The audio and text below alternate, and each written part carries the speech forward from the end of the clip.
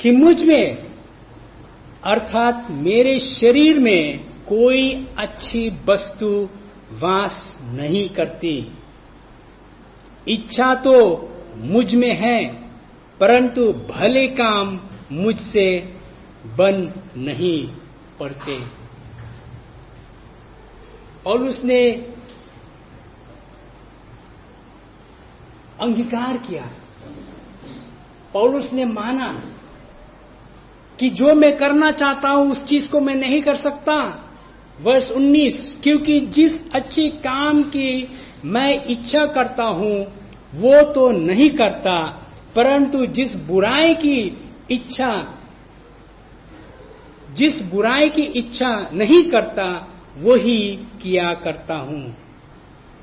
भाई और बहनों, ये हर ईसाई का टेस्टिमनी है। ये हर ईसाई का टेस्टिमनी है। जो अच्छा काम मैं करना चाहता हूं वो मैं नहीं करता, लेकिन जो बुराई में घिन करता हूं, मैं नहीं करना चाहता हूं, उसी चीज को मैं करता हूं और बार बार करता हूं। याकूब हम लोग को एक आईना दिखा रहा है ना, कि देखो आपका चेहरा ऐसा है, आप चर्च जाते हो, गीत गाते हो, प्रार्थना करते हो, प्रचार भी करते हो, सब कुछ अब करते हैं, लेकिन आपके अंदर में एक दुश्मन है। आपके अंदर में एक विरोधी है जो आपका विरोध करता है, जो आपको अच्छी कामों से अलग करते हैं। आपके अंदर में वो दुश्मन है। याकूब हम लोग को सिखा रहे और कह रहे कि आपको वहां से निकलना चाहिए।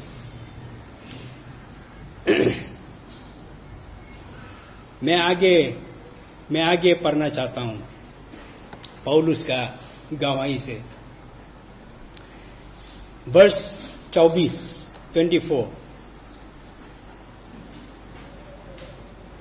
मैं कैसा अभागा मनुष्य हूं, मुझे इस मृत्यु के देश से कौन छुड़ाएगा।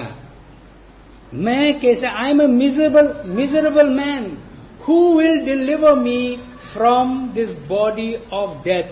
मुझे इस मृत्यु की देह से कौन छुड़ाएगा। पौलुस ने यहां तक कहा कि ये तो मृत्यु का देह है, मेरे आत्मा मुझको प्रभु की तरफ ले जाना चाहता है, लेकिन ये जो मृत्यु का देह मुझे पाप की तरफ ले जाता है। मुझे ऐसा लग रहा है कि एक जगह में मैं पहुंचा हूं जहां पे मुझे छुटकारा चाहिए। इस मृत्यु का देह से कौन मुझे छुड़ाएगा, इस मृत्यु का देह से कौन मुझे बचाएगा। मुझे याद है बहुत वर्षों पहले जब मैंने यीशु को ग्रहण किया, तो ये जो बुरा सोच जो है, जो मेरे मन में बार बार आते थे, यीशु मसीह को ग्रहण करने के बाद में मुझे पता चला कि ये बुरा सोच अच्छी नहीं है। मैं यंग था उस समय, लेकिन फिर भी मुझे मालूम हुआ है कि ये बुरा सोच जो है ये प्रभु की इच्छा नहीं है। और फिर मुझे लगा है उस समय, काश अगर मैं इस सर को, इस दिमाग को अगर मैं खुल सकता हूं, एक बोतल की टोपी की तरह खुल के फेंक दूं तो कितना अच्छा होता है। ये बुरा सोच जो है मेरे जीवन को तंग करता है। सोच हो सकता है किसी व्यक्ति के लिए, जीभ हो सकता है किसी और व्यक्ति के लिए, गुस्सा हो सकता है किसी और के लिए। एक सही ईसाई जो यीशु मसीह के पीछे चलना चाहता है, उसको स्पष्ट मालूम होता है कि ये मेरे लिए अच्छा नहीं है। कौन मुझे इससे छुटकारा दिलाएगा। और पौलुस ने ही सवाल पूछा है, कौन मुझे इस मृत्यु का देह से कौन मुझे छुड़ाएगा, कौन मुझे आजादी देगा, कौन मुझको छुटकारा देगा। लेकिन वर्ष 25 रोमियो के वर्ष चैप्टर 7 और वर्ष 25 एक जवाब पौलुस को मिला है। हमारे प्रभु यीशु मसीह के द्वारा परमेश्वर का धन्यवाद हो, इसलिए मैं आप बुद्धि से तो परमेश्वर की व्यवस्था का, परंतु शरीर से पाप की व्यवस्था का सेवन करता हूं। पौलुस ने कहा कि thanks be to God through Jesus Christ, यानी कि यीशु मसीह की मृत्यु से मुझे इस पुराना मनुष्य से मुक्ति मिला हूं, आजादी मिला हूं। पुराना व्यक्ति से मुझे आजादी मिला हूं यीशु मसीह की मृत्यु से। और एक बहुत गहरा टीचिंग में थोड़ा सा मैं आपको देना चाहता हूं यहां। पौलुस एक बहुत अद्भुत चीज सिखा रहा है। पौलुस कह रहा है कि जब यीशु मसीह मरा तो वो सिर्फ आपके पाप को क्षमा करने के लिए नहीं मरा है, वह आपके जगह में भी मरा है।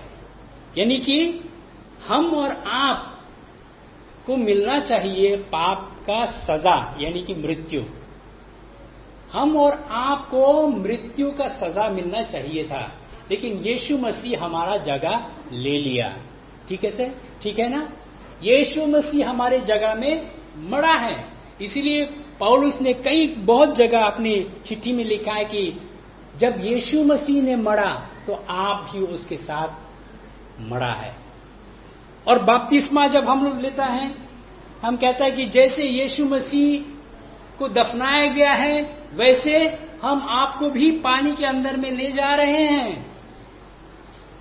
और जैसे यीशु मसीह मुर्दों से जी उठा है वैसे हम भी आपको पानी से उठा रहे हैं।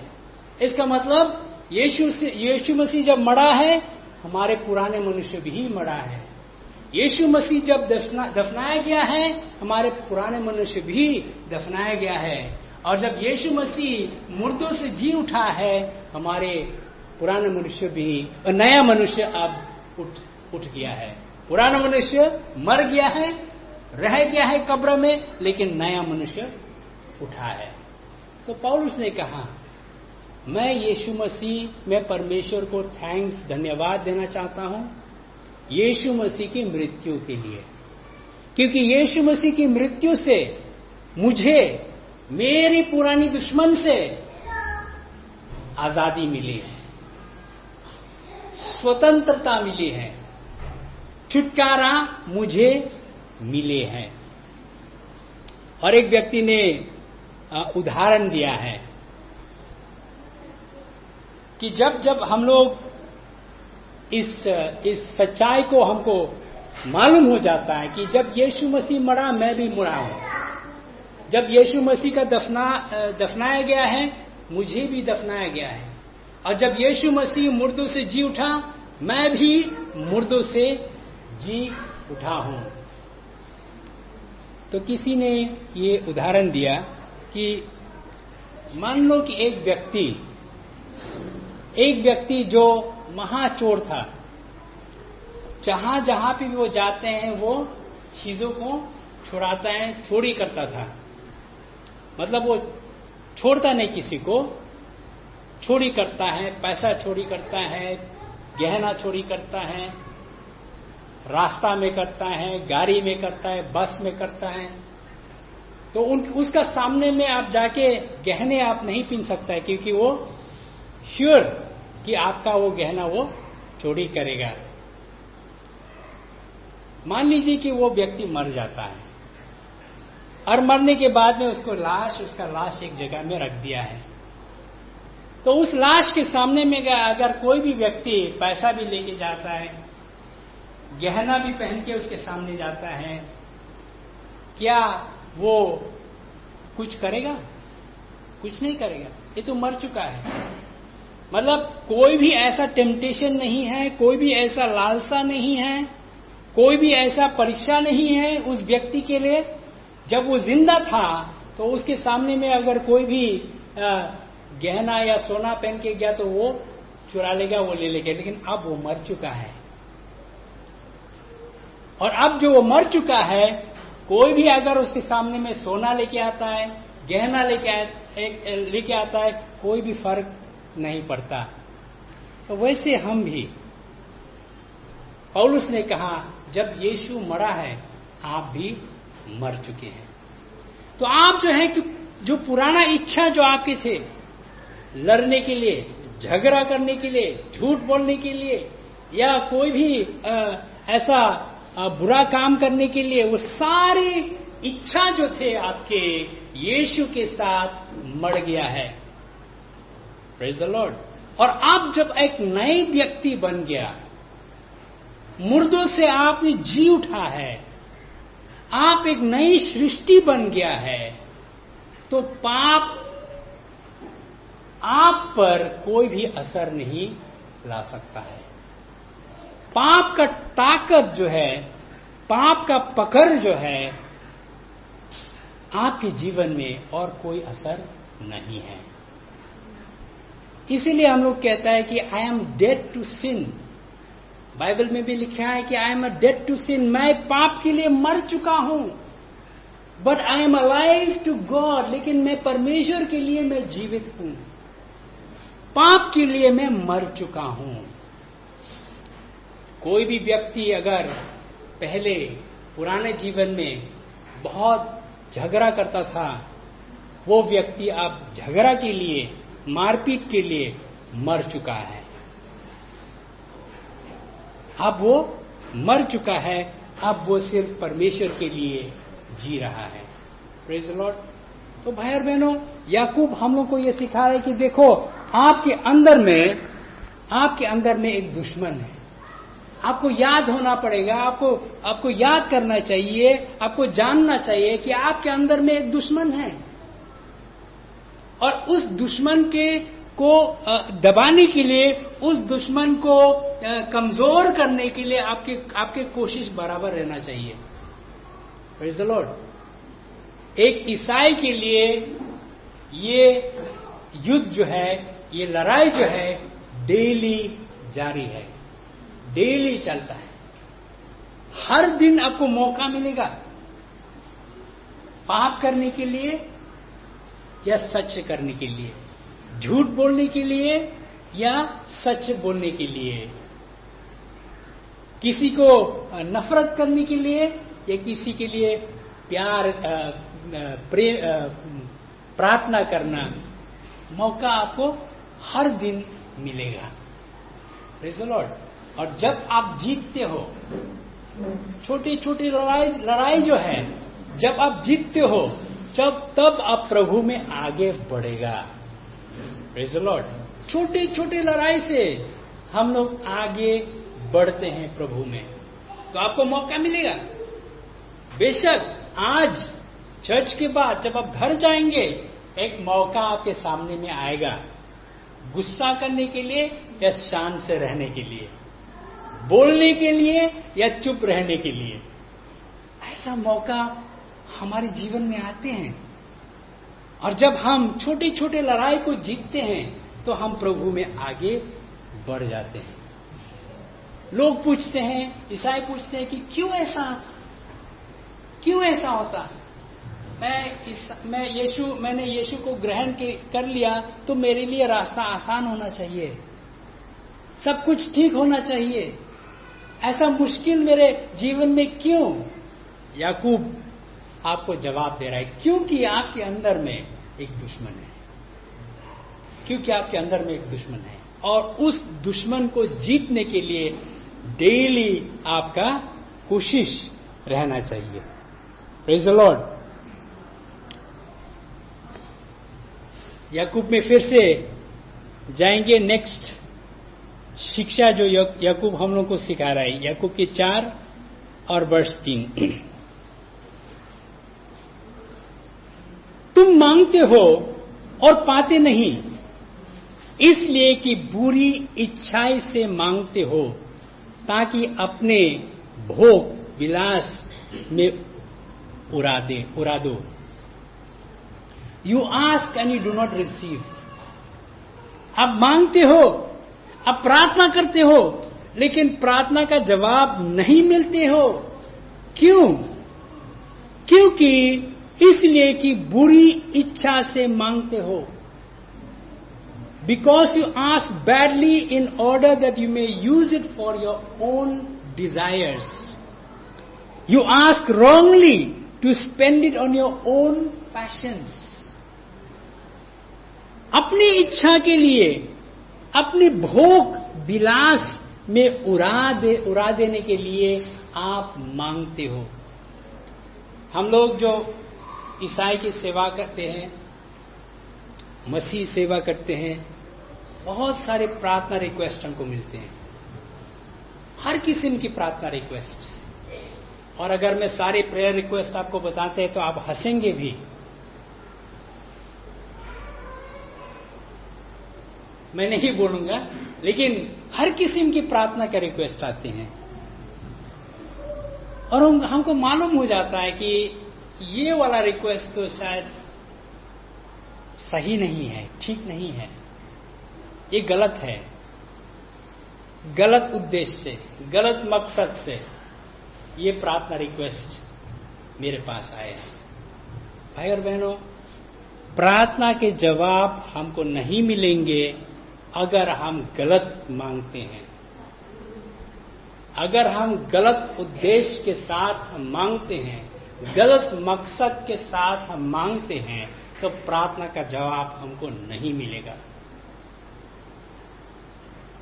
एक बहुत ही सिंपल सच्चाई जो हमको समझना चाहिए वो ये है, अगर हमारे प्रार्थना का जड़ प्रेम में नहीं है तो उस प्रार्थना का जवाब हमको नहीं मिलना है. रूट ऑफ आवर प्रेयर्स, जड़ जो है, अगर प्रेम नहीं तो उस प्रार्थना का जवाब हमको नहीं मिलेगा. और बहुत लोग सवाल पूछते हैं कि क्यों मैंने इतना प्रार्थना किया, मैंने इतने उपवास किया, मैंने इतने फास्टिंग किया, लेकिन मेरी प्रार्थना का जवाब मुझे नहीं मिला है. हो सकता है कि आपका प्रार्थना का जड़ प्रेम में नहीं है, प्रेम नहीं है, इसलिए आप उस प्रार्थना का जवाब नहीं मिला है. याकूब यहां पे कह रहा है कि देखो, आप बुरी इच्छा से मांगते हो, बुरी इच्छा से मांगते हो ताकि अपनी भोग विलास में उड़ा दो. तो जब हम मांगेंगे भाई और बहनों, जैसे शुरुआत में हम लोग ने पढ़ा, याकूब ने सिखाया, अगर किसी के पास बुद्धि की कमी है, किसी के पास बुद्धि की कमी है तो वो मांगे और परमेश्वर वो बुद्धि देगा. कल रात हम लोग जब प्रार्थना किया था तो ये एक प्रार्थना का विषय था, बुद्धि. हम सबको बुद्धि चाहिए. घर चलाने के लिए हमको बुद्धि चाहिए, परिवार चलाने के लिए हमको बुद्धि चाहिए, कारोबार के लिए हमको बुद्धि चाहिए, ऑफिस में काम करने के लिए हमको बुद्धि चाहिए, प्राइम मिनिस्टर, चीफ मिनिस्टर को बुद्धि चाहिए, चर्च के अगुवाओं के लिए, लीडर्स के लिए भी बुद्धि चाहिए. हम सबको बुद्धि चाहिए. Praise the Lord. और अगर हम बुद्धि मांगते हैं प्रभु से तो प्रभु देगा. सुलेमान का एग्जाम्पल मैंने दिया था. सुलेमान ने मांगा है प्रभु से. प्रभु ने कहा, सुलेमान मांगो, क्या चाहिए तुमको, जो कुछ तुम मांगते हो मैं दे दूंगा. परमेश्वर ने कहा. और सुलेमान ने कहा परमेश्वर से, पर प्रभु मुझे कुछ नहीं चाहिए, मुझे सिर्फ बुद्धि चाहिए. क्योंकि जब बुद्धि मेरे पास होता है, विजडम जब मेरे पास होता है, तो सब कुछ मैं कर सकता हूं.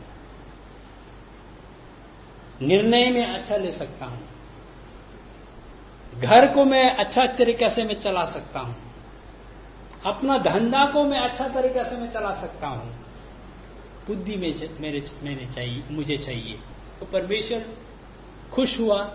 परमेश्वर ने कहा, सुलेमान तूने बुद्धि मांगा है, मैं बुद्धि तुमको दे दूंगा, लेकिन उससे भी बढ़ के मैं तुमको दे दूंगा. जो तूने नहीं मांगा है वो भी मैं देने के लिए तैयार हूं.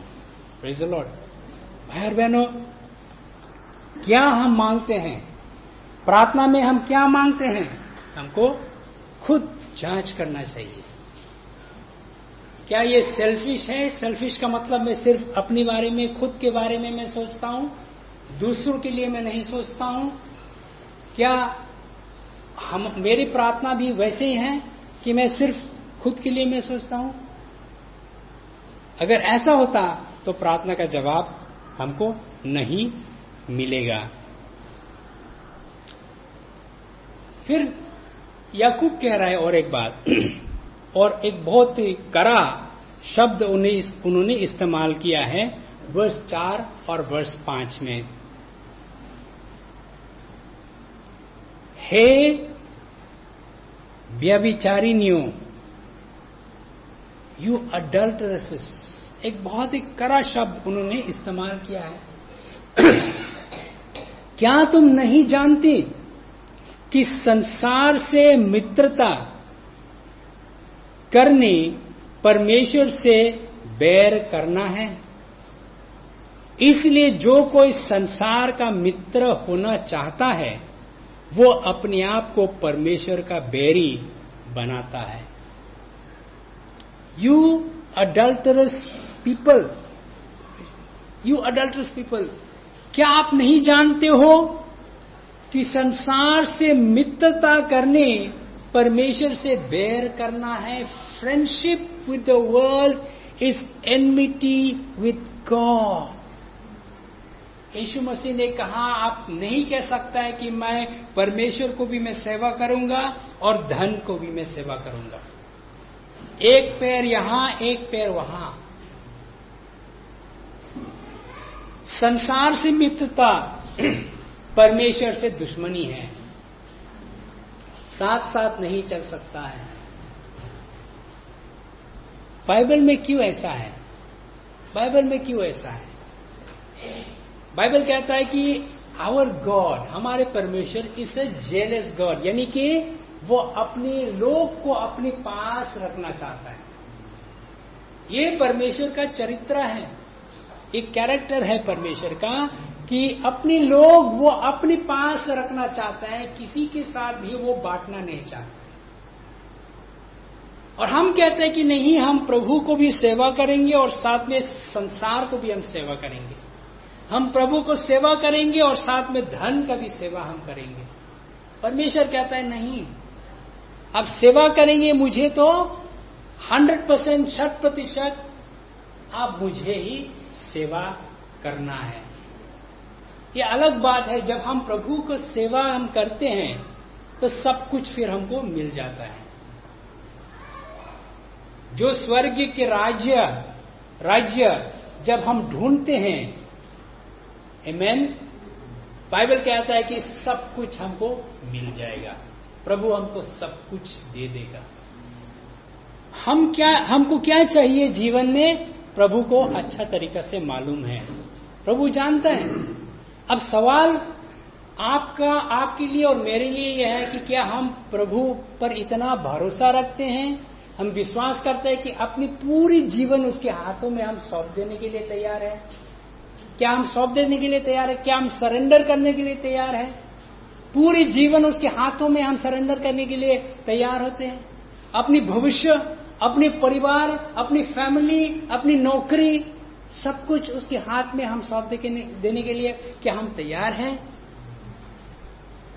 बाइबल कहता है कि our God is a jealous God. आगे में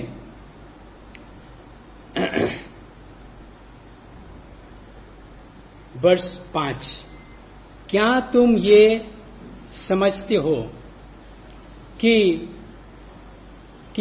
पवित्र शास्त्र व्यर्थ कहता है, जिस आत्मा को उसने हमारे भीतर बसाया है, क्या वो ऐसे लालसा करता है जिसका प्रतिफल दाह हो? आप लोग शायद अपनी भाषा में अच्छा तरीका से समझता है, लेकिन इंग्लिश में ये लिखा है कि he yearns jealously over the spirit that he has made to dwell in us। इसका अर्थ क्या है? इसका मीनिंग क्या है? हमारे अंदर में पवित्र आत्मा है, प्रेज़ द लॉर्ड, क्योंकि हम विश्वासी हैं, हमारे अंदर में पवित्र आत्मा है।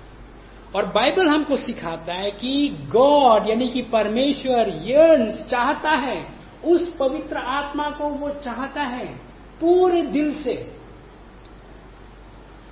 परमेश्वर कहता है कि पवित्र आत्मा आपके अंदर में है, पवित्र आत्मा मेरा एक हिस्सा है, पवित्र आत्मा को मैं चाहता हूं।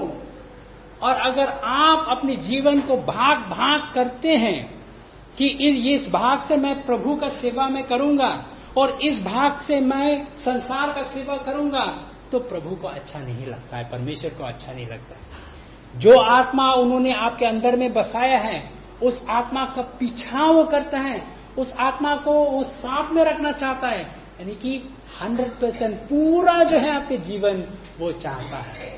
Praise the Lord. Our God is a jealous God, यानी कि परमेश्वर उस आत्मा के लिए लालसा करता है जो उन्होंने हमारे अंदर में बसाया है। Praise the Lord, hallelujah. देखिए कितना बहुत कुछ मैंने आपके सामने में आज खुला हूं। परमेश्वर आपको चाहता है, परमेश्वर आपसे प्रेम करता है, और जो आत्मा आपके अंदर में है वो परमेश्वर का एक हिस्सा है। परमेश्वर कहता है कि आप मेरी हैं, आप मेरी हैं, आप मेरा है। Praise the Lord. तो फिर हम अपने आप को भाग भाग करेंगे, प्रभु की सेवा और धन की सेवा हम करेंगे, ये नहीं हो सकता है। बाइबल कहता है कि समर्पण कर दिया तो पूरा का पूरा समर्पण करो, पूरा का पूरा सरेंडर करो। आधा हम नहीं कर सकते हैं, पूरा का पूरा समर्पण करो।